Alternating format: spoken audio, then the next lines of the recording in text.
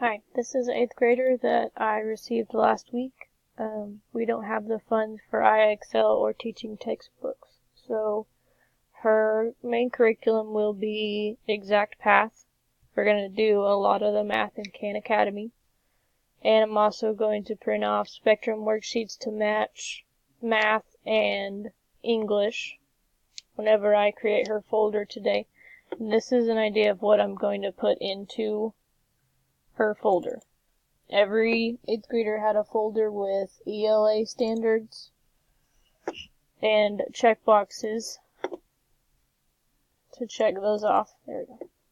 Every folder has the standards and a place for us to check off whether she's done it or not. There's also one for math and science. Those will go in there. And a study island plan. There's a document in here of just 8th grade study island and when to take them.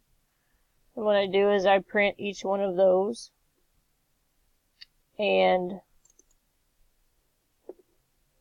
I put it in their folder. I haven't decided yet if I'm just going to pay for IXL out of my own pocket and print this off and give it to her. I just have to see how much it is for me to pay for it and not the school. Getting her late worries me, so as soon as she's officially in the program, I'm going to map test her so that I can see what her low skills are, and I am going to put her in Dreambox today so that we can build up the math skills that I know are lacking. I had her last year, for most of last year, so I do have a relationship with this student. We're going to work together once or twice a week as soon as she gets her computer, and this will be our plan going forward.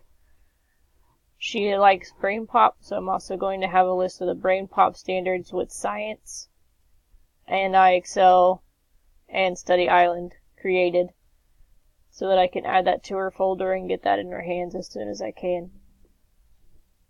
And that is going to be our